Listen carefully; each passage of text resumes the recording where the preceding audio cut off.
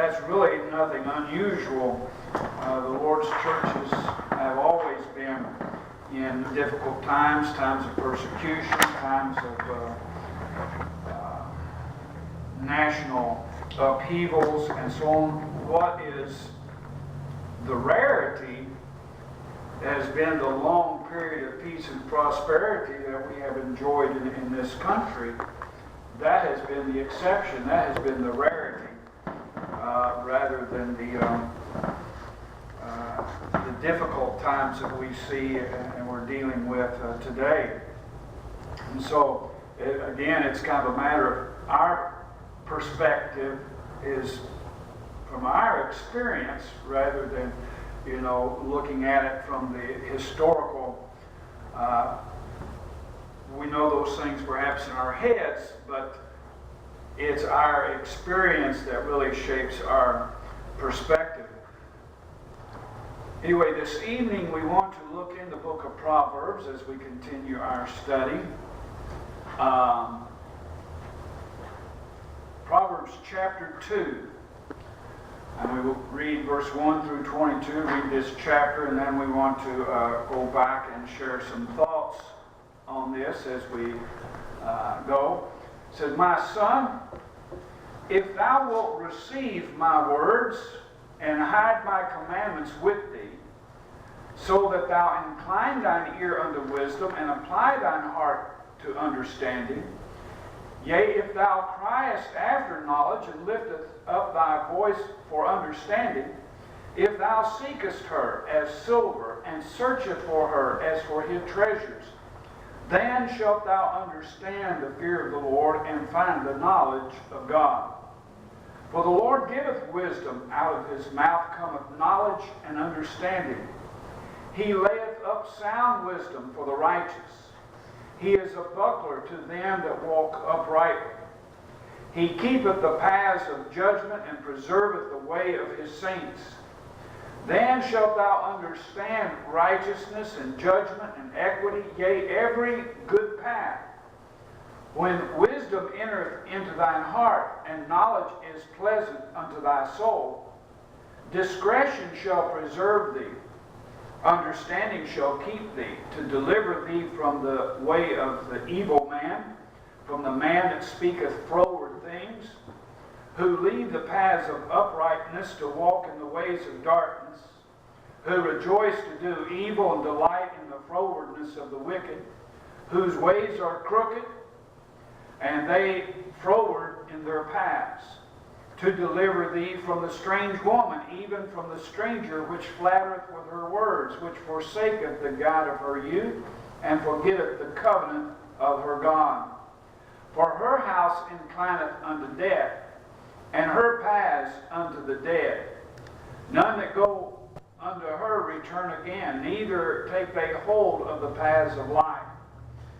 That thou mayest walk in the way of good men, and keep the paths of the righteous. For the upright shall dwell in the land, and the perfect shall remain in it. But the wicked shall be cut off from the earth, and the transgressors shall be rooted out of it." And so we see here in this chapter, and we think about the rewards of wisdom. And again, at this point, he is still painting some broad, general themes here for us. And we want to kind of break this down and look at it. It seems like the thoughts follow and kind of break down here easily. First of all, verses 1 through 4, as he sets the question here, if you will, he says that if, my son, if you do these things.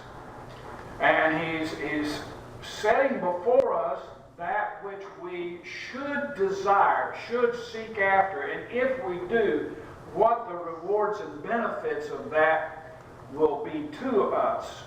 My son, if. And we see here that we have a responsibility to hear, to listen, and to hearken. Notice what he said, "My son, if thou wilt receive my words, and hide my counsels or commandments with thee, so that thou incline thine ear unto wisdom and apply thine heart to understanding.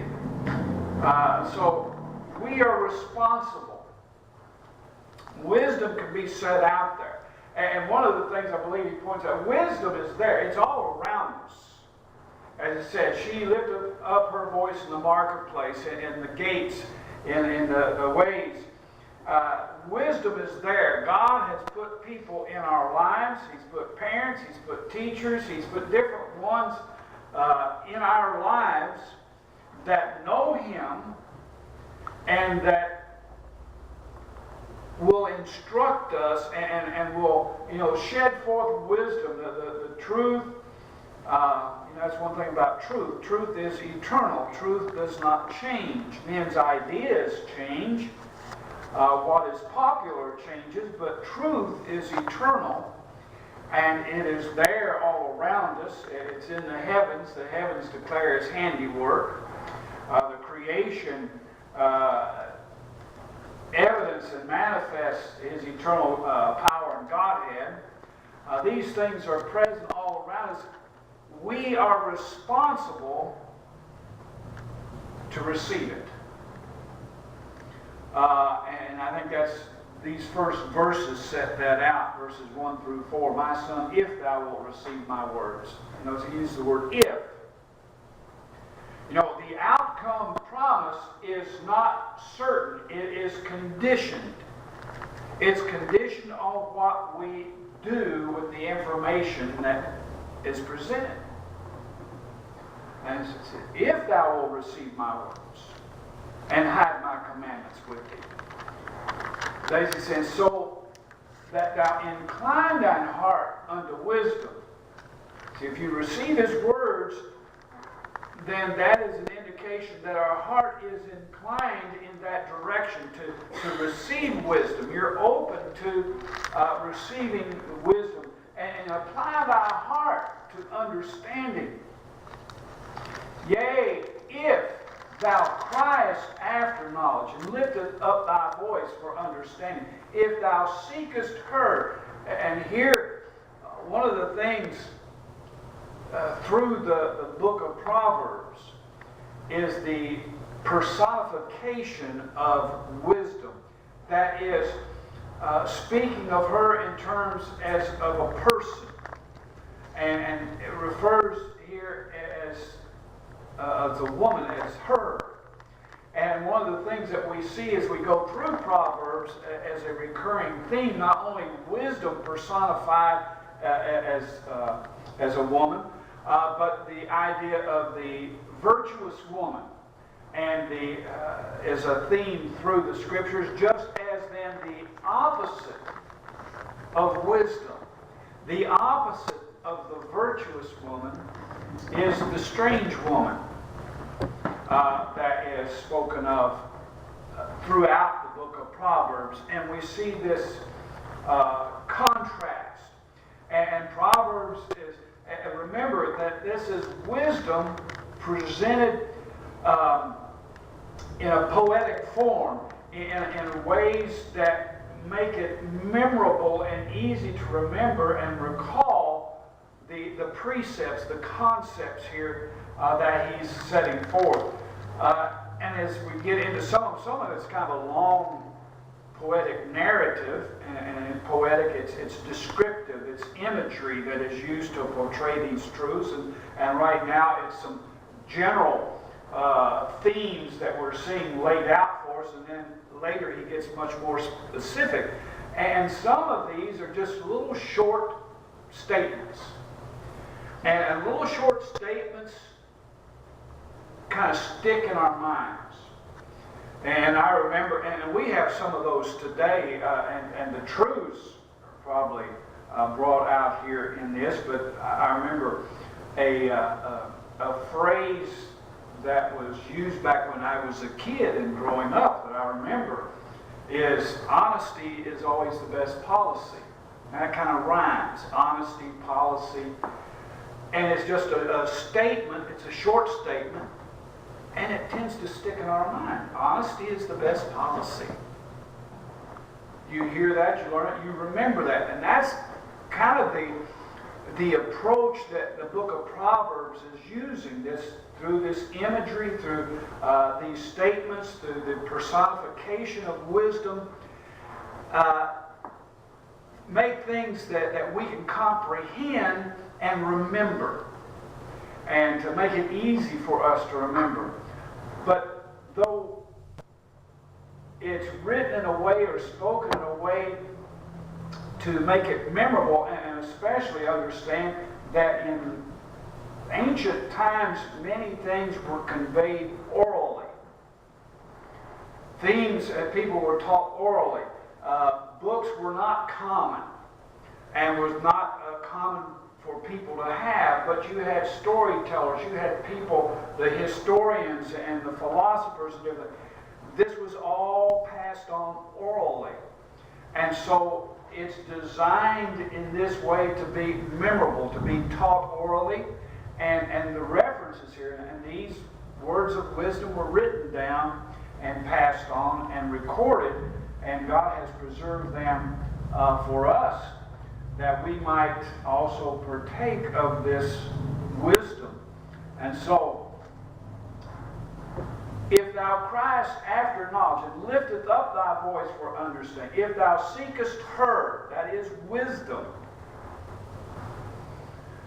as silver, and searcheth for her as for hid treasures. You know, men desire the valuable things, gold and silver and precious stones and jewels and things like that. These are things that are counted as of great value. And so men will seek after them. And so Solomon is saying here, wisdom is also of great value.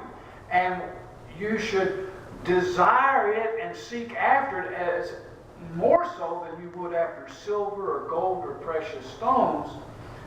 Wisdom is also of value. If thou seekest her as silver and searcheth after her as for hid treasures, they said then,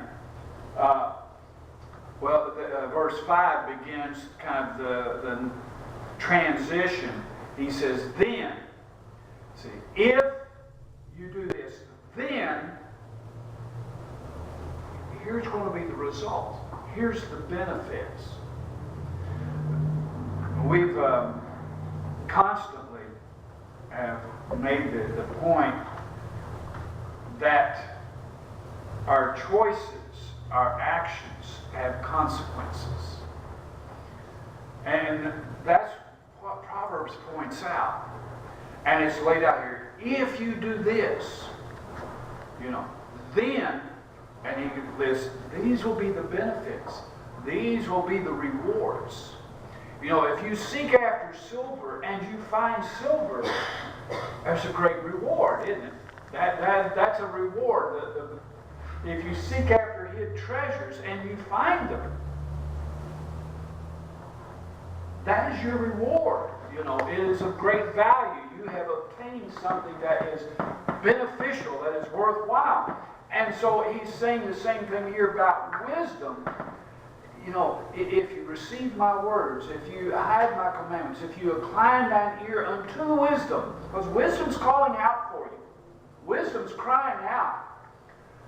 And apply thine heart to understand. Yea, if thou criest after knowledge, and liftest up thy voice for understanding, if thou seekest her, and searcheth for her, then shalt thou understand the fear of the Lord, and find the knowledge of God. It is very specific here. Then, you see, we will understand and find. Matthew 7, verses 7 and 8 through 8, the Lord was teaching, he said, seek and you shall find. Ask and it will be given. Knock and it shall be opened unto you. Seek and ye shall find. And so, if we are seeking and asking, if we have a willing and receptive heart, we will find wisdom. We will attain and obtain wisdom. We see the positive response, positive results. And this is the principle that we need to comprehend and latch onto. Positive response, positive results. Be not deceived, God is not mocked. Whatsoever man soweth, that shall he also reap. Now, a lot of times we hear that in a negative context, applying it in a negative way. You know, God's not mocked. You sin, you do this, you disobey Him, then these evil consequences are going to be the result.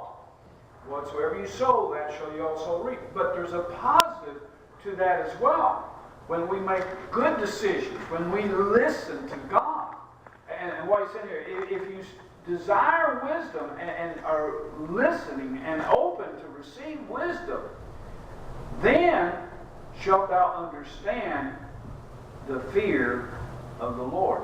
And he says here that the fear of the Lord, the fear of God, is the beginning of knowledge and wisdom.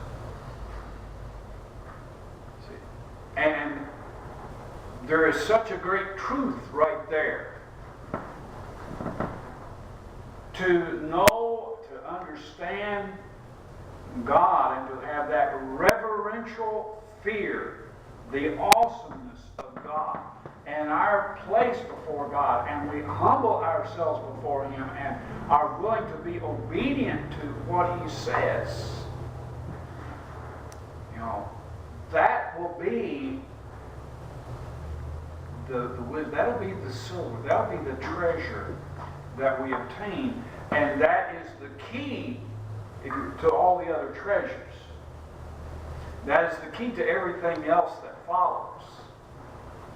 As we said, at this point, it's kind of these broad general terms and themes that he's using here.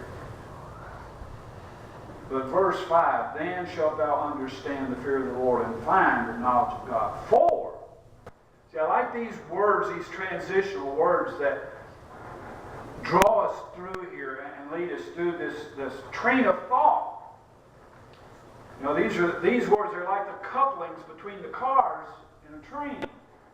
We talk about a train of thought. It's not just one thought, but several thoughts that are linked together.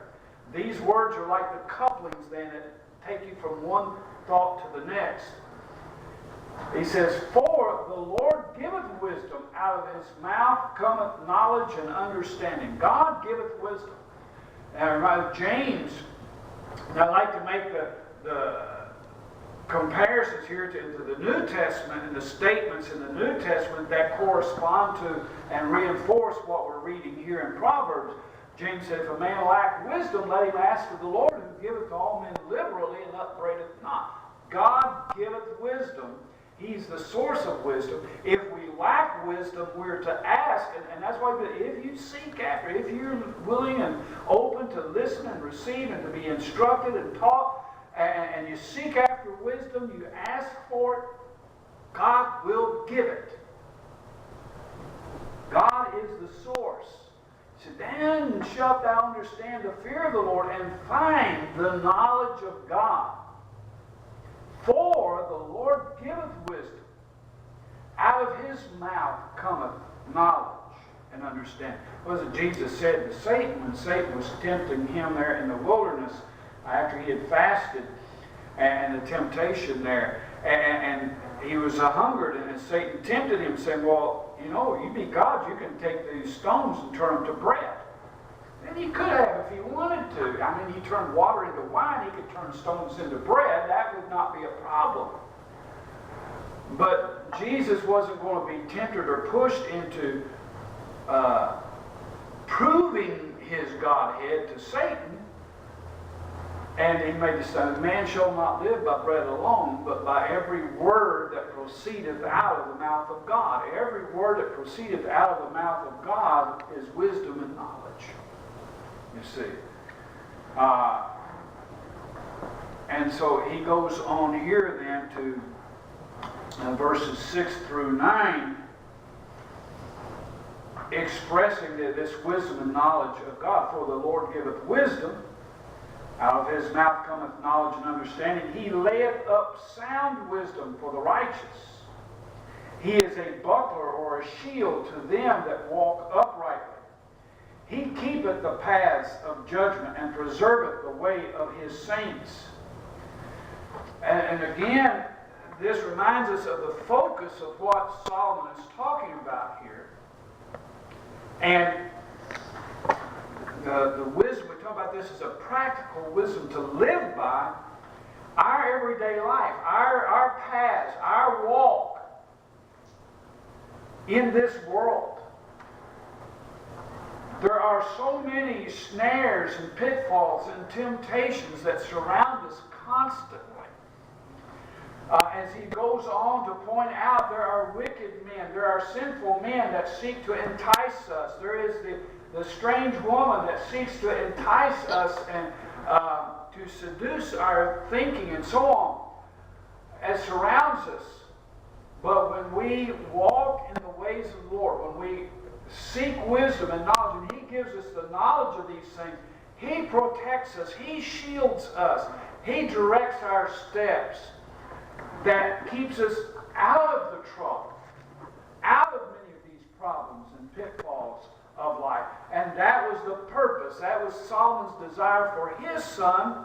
And through Solomon, God's desire for his people and his children is that we would learn wisdom and seek to follow his teachings and commandments to us in order that he might protect us and keep us from harm. Those things in life and in this world that will harm us. It will do us damage and ruin and destroy our lives. And he points these things out. And so these are important things. It's not just some little pithy saying to entertain us. These are life-shaping, life-protecting, and saving principles that will preserve us and prosper us. And so he layeth up sound wisdom for the righteous. He is a buckler to them that walk uprightly. He keepeth the paths of judgment and preserveth the way of the saints. Then shalt thou understand righteousness and judgment and equity, yea, every good path.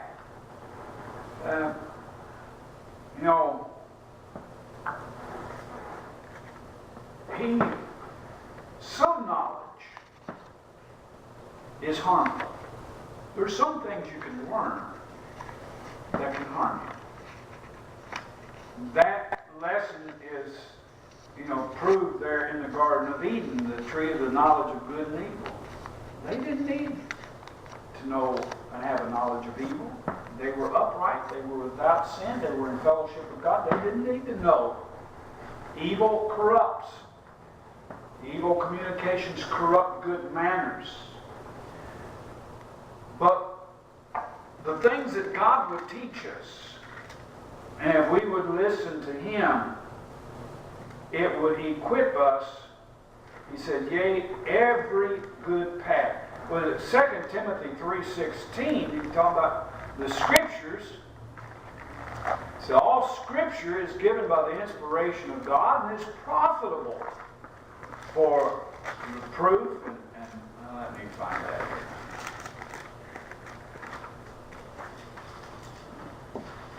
What did I say? 2 Timothy 3:16.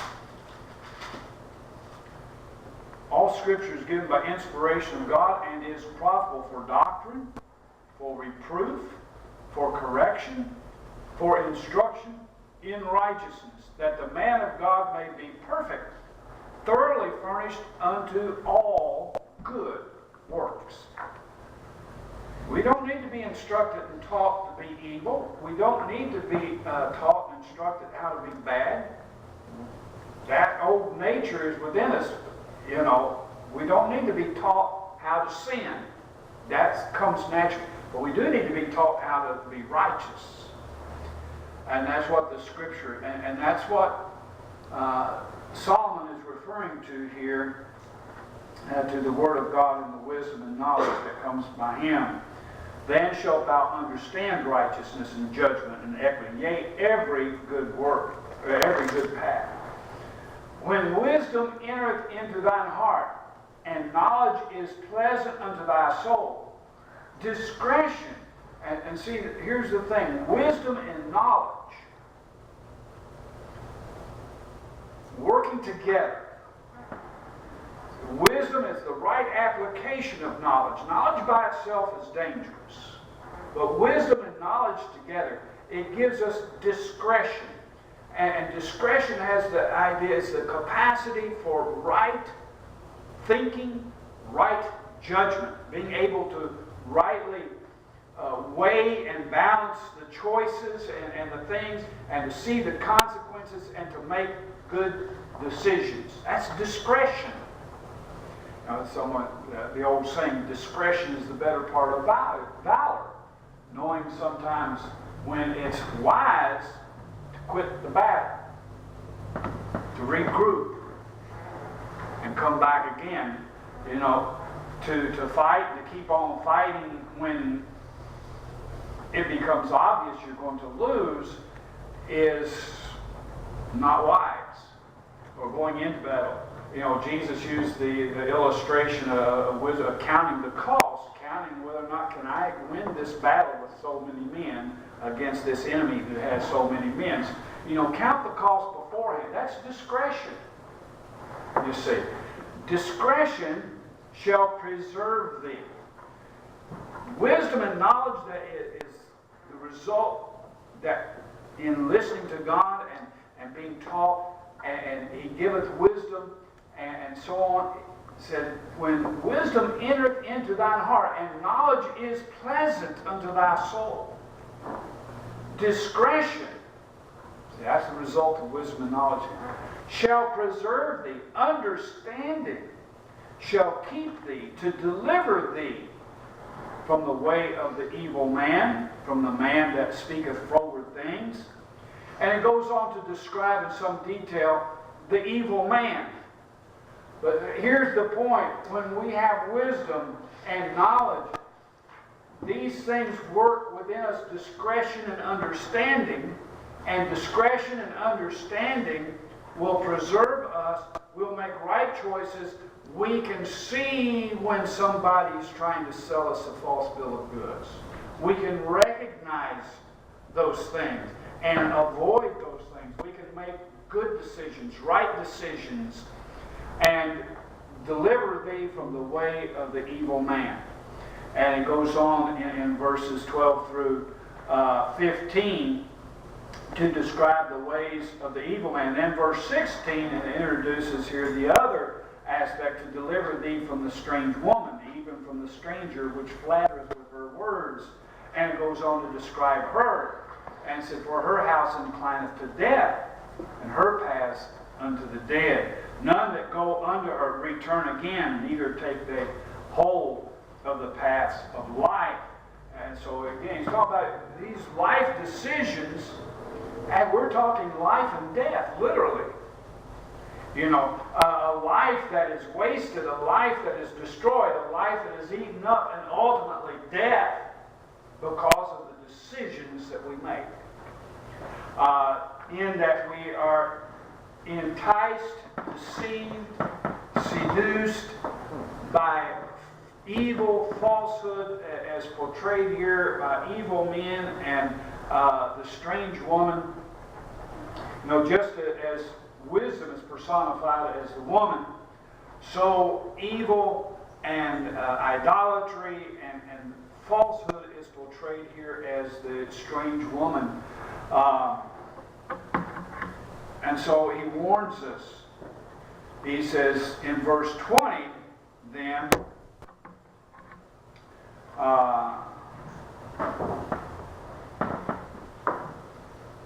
he said that thou mayest walk in the way of good men. Back in verse 11, discretion shall preserve thee, and understanding shall keep thee. Verse 9, yea, every good path. You know, the Scriptures, the inspiration of God, it is profitable. It has value. It has a practical benefit to us. See, a lot of people say, oh, that's just that old book. It's a collection of fairy tales and this, you know, and that's that strange woman. That is the evil man seeking to seduce you and to turn you away from the wisdom of God and the knowledge of God.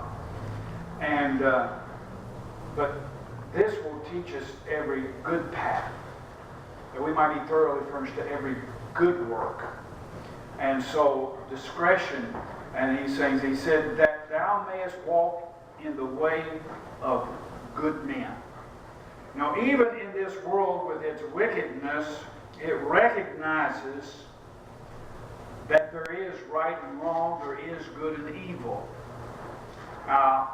Men may differ and quibble over the definitions of those things, but they do recognize a difference. And it makes a distinction here. And the desire that Solomon had for his son, that God has for his children, we as parents have for our children, and for ourselves, is that we may walk in the way of good men, that we may do those things that are right. Keep the paths of the righteous. Not just righteousness, but the righteous. Those people who are righteous. Like Job. Here. See my servant Job.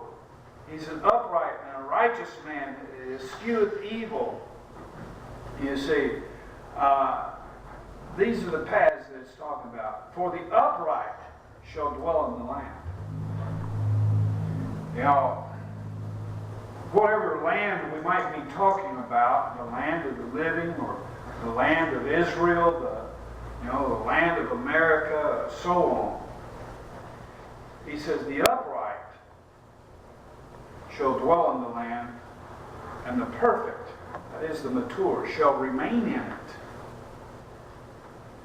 He said, but the wicked, and notice in the idea that the application here is in general. It's not just talking about the Jews in the land of Palestine, because he says sin is a reproach to any people.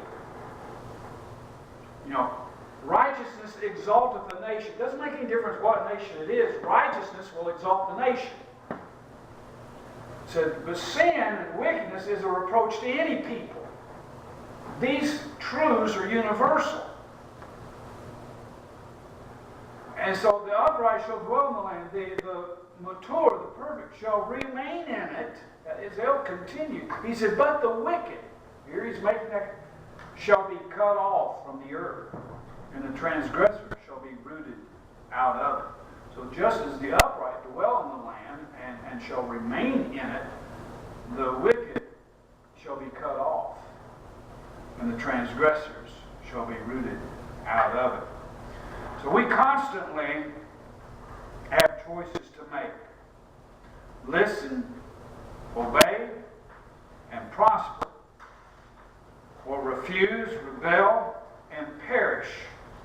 Our life consists of the choices that we make. Jesus said, a man's life consisteth not in the abundance of the things which he possesses. But if we look at our lives and we try to sum up, what has my life been? Here's all the things, my life, the things I've accomplished, the things I haven't accomplished, the good, the bad, all these.